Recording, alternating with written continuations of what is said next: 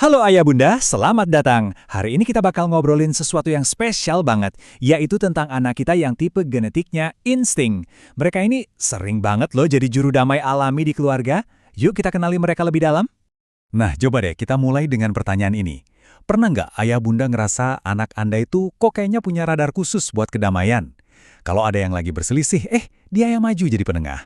Atau mungkin dia yang paling nggak bisa lihat suasana rumah lagi tegang. Kalau jawabannya iya, wah kemungkinan besar Anda punya anugerah seorang anak dengan tipe genetik insting di rumah.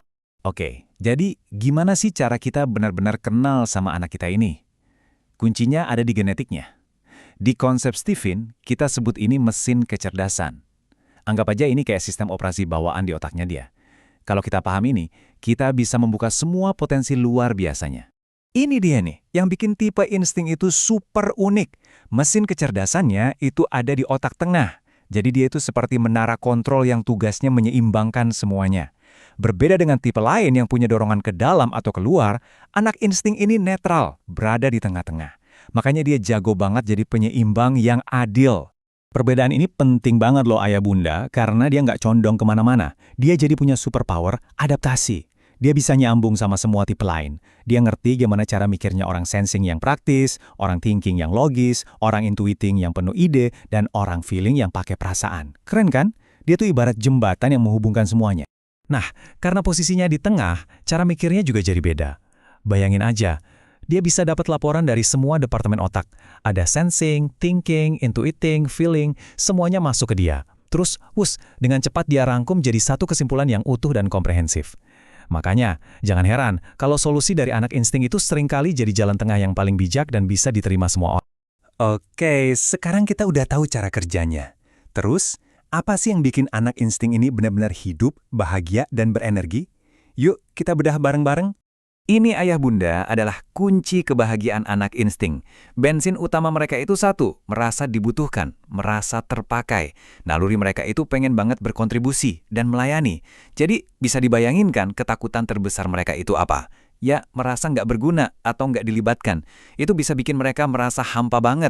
Dari situ, kita bisa lihat minat alami mereka. Mereka itu emang terlahir jadi juru damai, jadi jembatan kalau ada konflik. Hasrat terbesarnya itu ya berkontribusi dan melayani. Mereka selalu mencari harmoni dan kebahagiaan, makanya mereka juga suka banget membangun pertemanan dan bikin jaringan. Nah, tugas kita sebagai orang tua adalah memfasilitasi minat-minat ini. Kalau kita dukung, minat itu bisa jadi bakat yang luar biasa loh. Mereka bisa beradaptasi dengan cepat di lingkungan manapun. Mereka bisa jadi mediator yang efektif banget. Dan karena responnya spontan, mereka itu orang yang paling siap sedia kalau kita butuh bantuan. Selalu on call. Oke, kita tahu mereka sensitif dan punya bakat unik. Pertanyaannya sekarang, lingkungan kayak gimana sih yang paling pas buat mereka biar bisa tumbuh maksimal? Sebelum kita bahas lingkungannya, kita perlu paham dulu tantangan bawaan mereka. Ini bukan buat ngasih label negatif ya Ayah Bunda, tapi supaya kita bisa melindungi mereka.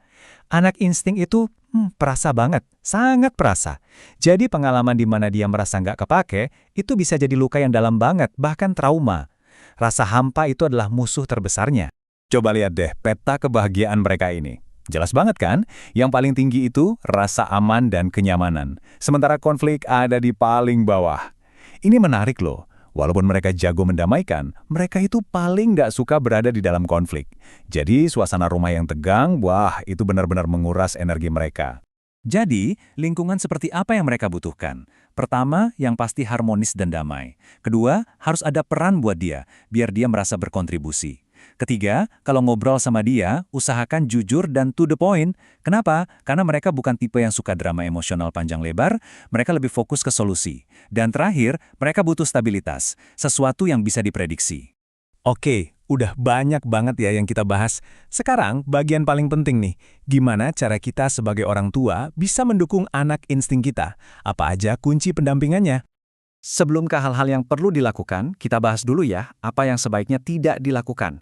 Apa sih kesalahan umum yang sering banget terjadi, kadang tanpa kita sadari? Penting banget nih Ayah Bunda untuk menghindari hal-hal ini. Jangan pernah biarkan dia merasa tak berguna. Jangan paksa dia jadi penengah di konflik yang lagi panas-panasnya. Itu sangat menyedot energinya. Jangan abaikan sensitivitasnya. Dan jangan menuntut obrolan emosional yang panjang dan mendalam. Mereka butuh komunikasi yang to the point. Kalau kita langgar ini, kita bisa tanpa sadar melukai hati mereka. Jadi, apa yang harus kita lakukan?